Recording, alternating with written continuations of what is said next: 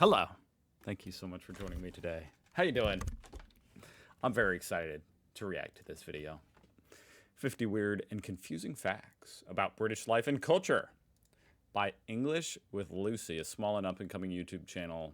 Help her get to 12 million subscribers, please. I'm excited. This just sounds really interesting. 50? Damn. I think I'm going to break this up into 2 parts. Why is the bottom bar not going away? What the hell?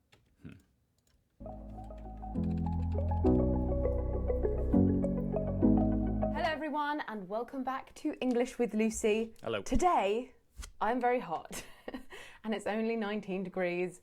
We're going to talk about that later. 19 degrees. What is that in freedom units? I think that's like 65.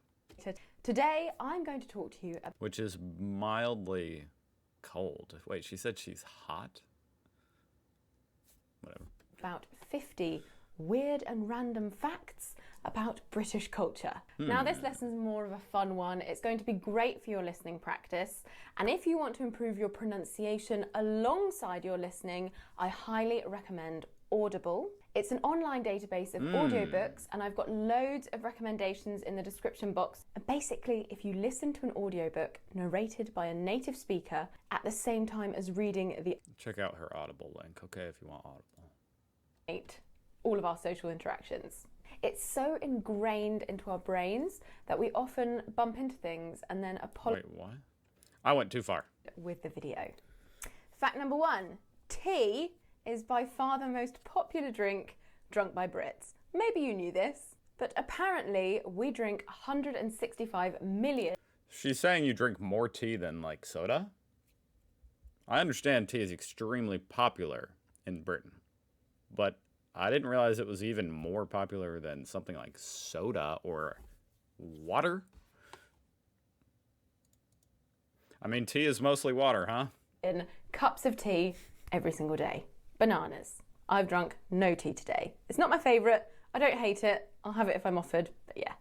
Number 2, on our main TV channels, that's channel 1 and 2 and quite a few others, they're run by the BBC and we don't have any adverts. This is because we pay a licence fee.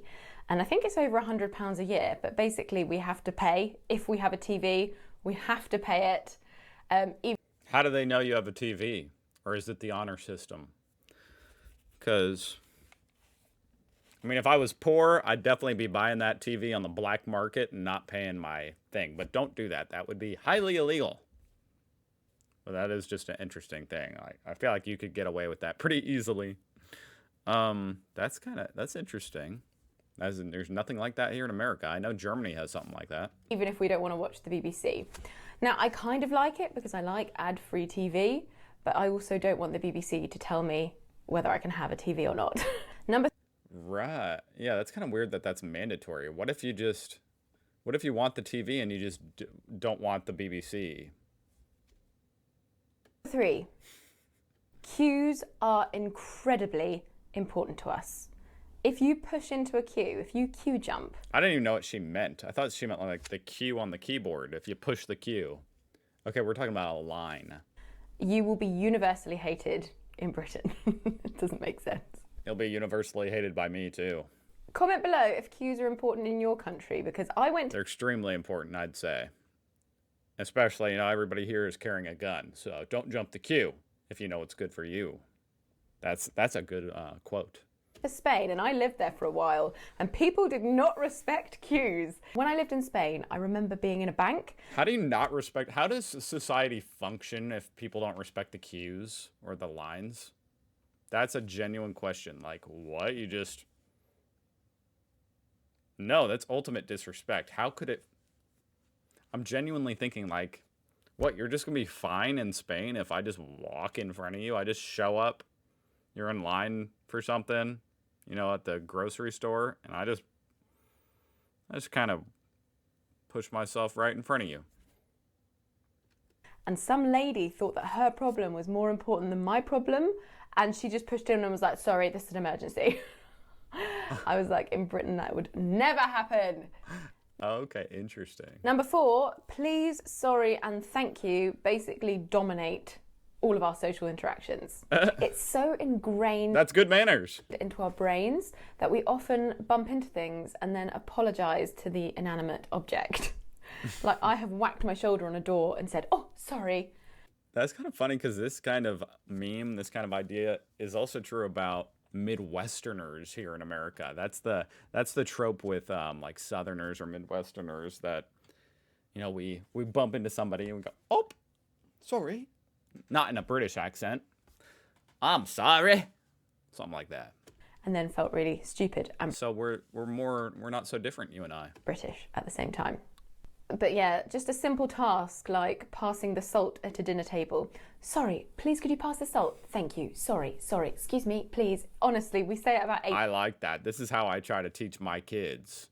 Well, I only have one kid right now, but you know, I'm like, "Say sorry, thank you, please." Jesus. Gotta say it. They're magic words. times. Number 5, when you greet a friend in the UK, you don't normally shake their hand. Normally, you give them Was that a glitch in the Matrix? one kiss on the cheek. If you've recently been in the rest of Europe, Whoa, you don't shake hands, but you give them a kiss. then you might give 2 kisses by mistake and say, "Oh, sorry, I just got back from France. Just got Oh, God. Oh, my goodness. back from Spain." Oh, stop. That's too much for me. That's too posh. And if you're feeling very What's weird is that there are certain circles of people here in the States that do that. But I ain't in one of them. I'm not ever kissing anybody on the cheek. masculine and you are with another very masculine person, then even though you know them very well, you might still shake their hand, but that's only if you're very, very masculine. Number Oh, okay. Okay, I mean, I'm trying to think of how that compares to America. I guess it's similar.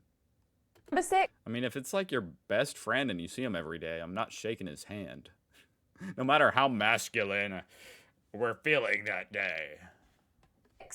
when the sun comes out, because it doesn't come out so often, we make the most of it. In 15-degree heat, we will wear sandals. Okay, now I need to look up these in freedom units, guys. So she said 19 first, right? 19 Celsius to Fahrenheit. That's 66. Why did she say she was hot? I think I said it was 65, so I was very close. Now, what did she say? She said 16 here, right? 60? Okay. That's okay. That's a nice day. It's a little cool, in my opinion. Maybe that's just because I'm used to hot weather here in Indiana. Mini skirts, strappy tops, bikinis, and we will get very, very sunburnt Wait. often.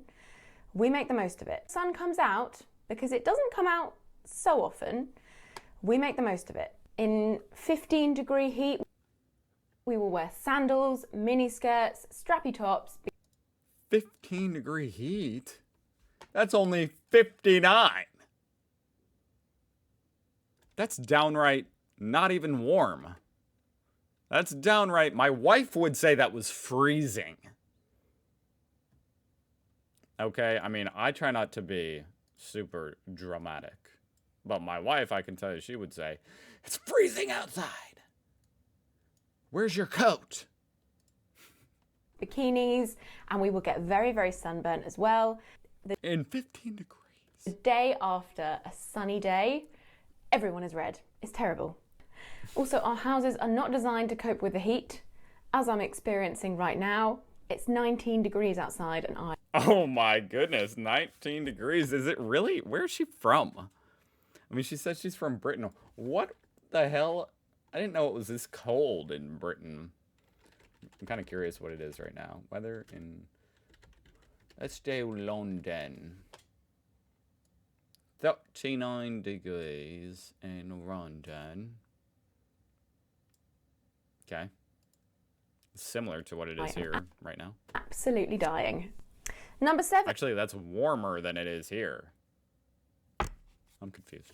British cuisine, well, our most known dish is probably the Sunday roast or beef and Yorkshire puddings. However, we actually voted for our national dish and we voted for a chicken tikka masala, which is an Indian dish. Number 8, if you are on You voted the top British dish is an Indian dish? public transport, it is highly expected that you give up your seat for I mean, Indian food is good, don't get me wrong. an elderly person. Public transport, it is highly expected that you give up your seat for an elderly person or a disabled person. And And a pregnant person. if you don't do it, people will tut at you. This is a very British thing. What is a tot? People just go, That's awesome. I love it. That's how it should be, you know. I love how Britain seemed to be very... you guys really respect the respect. You really like a good etiquette. And, you know, these kind of little social cues are what keeps that in place. but we don't like to be too direct. Sometimes we muster up enough courage to I feel like this is how the U.S. used to be. And I feel like it's kind of dwindled out a little bit. It's petered out, you know? There's very few gentlemen left in this world, here in America, at least. say, I mean, what's the difference? America, the world, it's all the same thing. Everywhere's America, right? Does any other country even exist? excuse me, Anyway. that person needs that seat, but we're not going to be too confrontational about it. And if we are ever confrontational with someone on public transport, we spend the next week coming down from the adrenaline and replaying the situation in our head, telling our mates about it. It's a big deal. Number That would be me. 9, our humour can be quite difficult to understand. We love sarcasm, we have quite dark sense of humour, we can be quite dry, so we can say things without smiling. I love the British sense of humour, but it can offend people sometimes. I could see it being misinterpreted by us Americans that are just, what? You said something sarcastic? What does that mean? Sucks to be them. Number 10, the majority of museums in London are free. And we do actually use them quite a lot. There's been a big increase in Brits trying to do There's a lot of free museums here too. cultural things, which I think So I can't like, I mean, that's cool, but I can't pretend like that's, wow. You we know. use them quite a lot. There's been a big increase in Brits trying to do cultural things, which I think is great. Hasn't quite reached me yet. But I did go to the museum in my village last year, so that was great. Wow. Number 11, if you are invited to the Nobody calls it a village over here in America. Like, I don't even really know what that is. Like, what defines a village? Is it different than a town?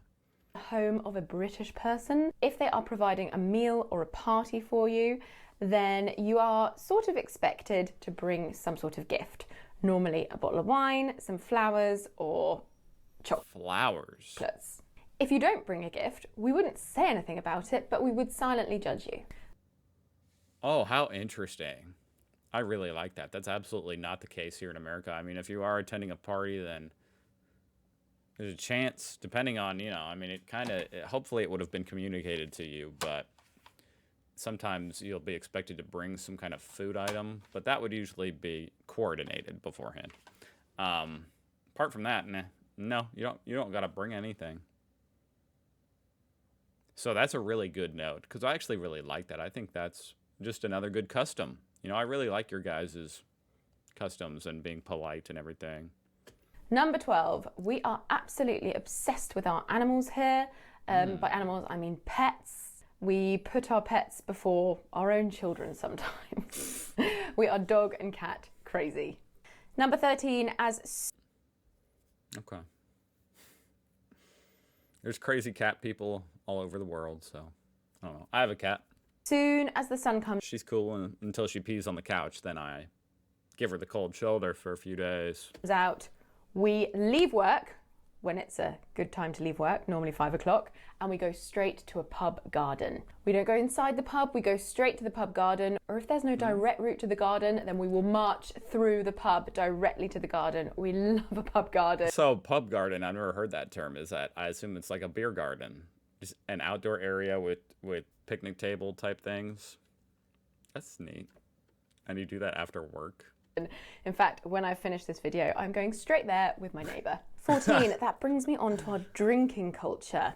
It's quite bad, but it's getting better. It's very normal to see some very, very drunk people on Friday and Saturday nights and Sunday nights if it's a bank holiday, which means we have the Monday off work. But Wouldn't the world be a little bit boring without drunk people? millennials, our younger generation, are drinking less, which is a very good thing. And Boo. No, that's good. That's good. binge drinking cases are going down. Number 15, if we hold open a door for you, which we probably will, we expect a thank you. However, Me too. Hell yeah, me too. if somebody holds a door open for us and it's actually at a really awkward distance, so we have to kind of walk faster and they have to wait for You ages say sorry. holding the door, both parties hate this situation, but we still say thank you and we still do it because I don't know why. I'm sorry for being an awkward distance away and that I had to make you wait. It is weird, you know, that is a weird scenario because then, I mean, you're the person holding the door. It would be rude to just, you know, oh, hello. I see you're on your way in, but you're too far away. Bye.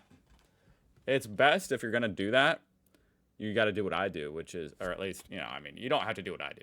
That sounded stupid. But what I do is I'll really like slyly use my super peripheral to sense that someone's behind me and that they're an awkward distance behind me, and, you know, make sure it's not someone that's elderly or pregnant or something, because then you got to wait. You got to hold the door. But, you know, if it's just some other dude or some 15-year-old kid guy, then, and he's an awkward distance away, I'll just act like I had no idea he was there. I think that's a pretty good method. It's polite. Number 16, we are... Because the second you look back and acknowledge them, you've got to hold it. This is divided. Some of us are very polite drivers and some of us are very rude. The polite drivers will probably let you through, but they will expect a thank you. We I'm polite but angry. live for that thank you wave.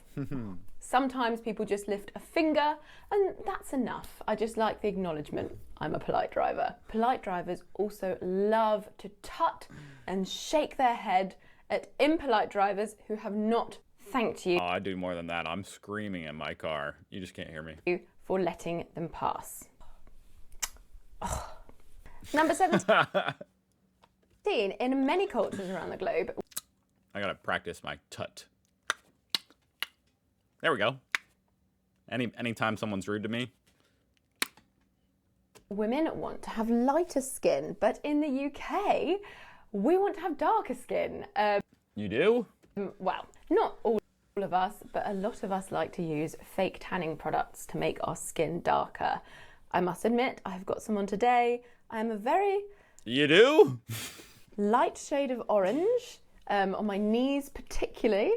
And we don't have much sun. We don't get much chance to tan. It is funny. I mean, people seem to want whatever they're not. You know what I mean? I think that sums up the American, or not the American, the human plight. You want what you can't have, or you want what you're not. A lot of the times. And having a tanned complexion, I think, is almost a sign of wealth. Like you've been on holiday recently. I just think I look healthier with a bit of a tan, but you might not. I think rather than just a sign of health, I think it's, or wealth, it's a sign of like, that you're not boring. You know, I didn't just sit at home like you. I went on vacation. Agree. Number 18, we are very divided over the royal family. Some people think it brings in loads of tourism and money. I want to know, is the royal family like a ongoing reality TV show over there in Britain? Because I know, like, as far as the tabloids, that's basically what it is. But is that how a lot of people feel about it? I mean, I would think that was interesting, you know, the drama. I mean, I know a lot of people have a lot of genuine respect for it all, and they probably don't like all the drama and tabloids. But the drama can be interesting, you know. Money. Some people think that they spend way too much money, and there's never really been a study to show whether they bring a profit or loss to the country. Who's saying they bring a profit? I've never heard this argument, like that idea. So it's a funny one. We just don't know. Number 19, the weather in summer can never be guaranteed. So we don't actually go Like Florida. on holiday in our own country that much. We do, but we can't guarantee it's going to be a sunny beach holiday. A couple of years ago, my family and I went away to Cornwall to a beach resort, and there was not a single day of sunshine. Oh no. Poured it down the entire time, and we just said never again. We will always go abroad now. Number 21. Well, when going abroad is like as easy as it is when you're in Europe, I could see that. And we like to I wish I could just go abroad.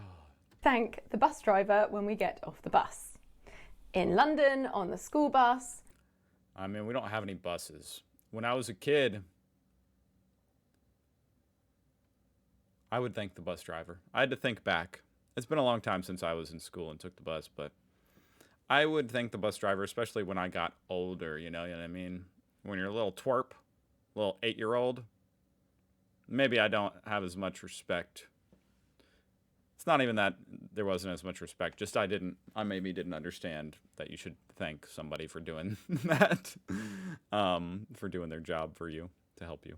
Anyway, by the time I think I was 15 or so, I was thanking the bus driver every time, especially on Christmas. He would give us a chocolate bar. Anywhere, it's pretty normal to say thank you as we get off. My school bus driver was absolutely amazing. He actually used to buy us all Easter eggs. A whole school. I want to see I'm just curious what a British school bus looks like. British school bus.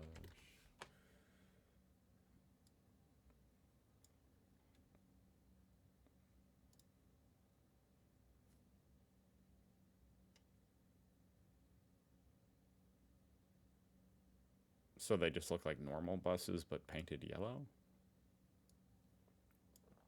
School bus of children. He was lovely. His name was Roger. I hope I get to see him again. Number 22, dinner is often our biggest meal of the day. I'm talking about evening dinner. We have a fairly heavy breakfast. I guess that's like compared to other European countries. I know a lot of European countries, lunch is the biggest. But this is just the same as it is here in America. Light lunch and then a heavy dinner.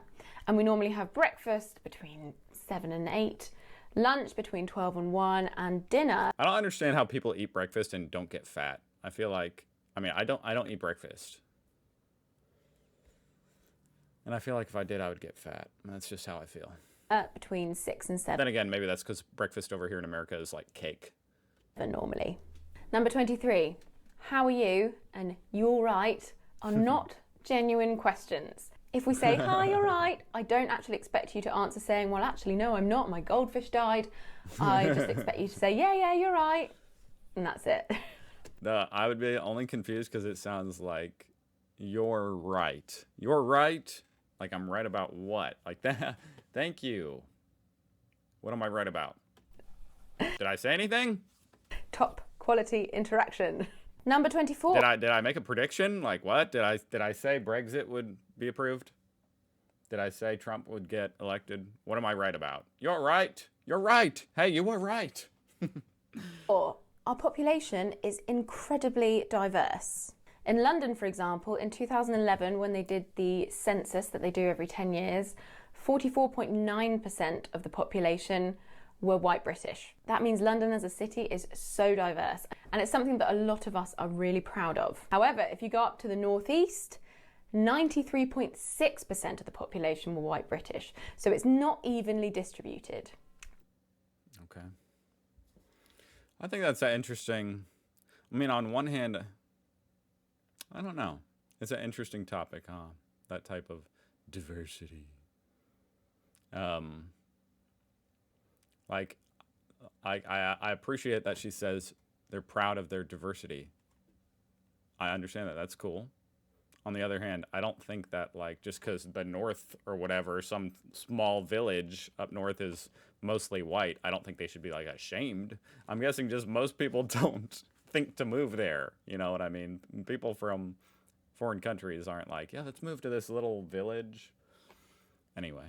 Number 25, we care a lot about where you stand on an escalator, and we will tut and shake our head Oh, this is the last one for today. if you stand in the wrong place. And I Not the tut. always see tourists. Out of my way. You have to stand on the right, and you have to. I hope it's not Americans. Americans should know better. They should, because we do the same thing. Or, well, you know what? I'm really the only one doing it. Most people, even my friends, you know, they just stand in the middle, and I'm like, I'll push them. I'm just going to tut at them from now on. Get over! It's the right thing to do, folks. Okay, that's the first half, actually. Was she done talking about it? To leave enough room for busy, rushy people to overtake you. Otherwise, they won't say anything, but they'll stand there and tut and maybe even say, "Excuse me, excuse me." That would actually probably be more polite than tutting. You know what I mean? Like, tutting is passive aggressive. If someone says, "Excuse me," you know, that's like, you know, that's pretty polite, I think. Anyway, thank you so much for watching. I'll see you guys tomorrow. I'm excited to react to the rest of this.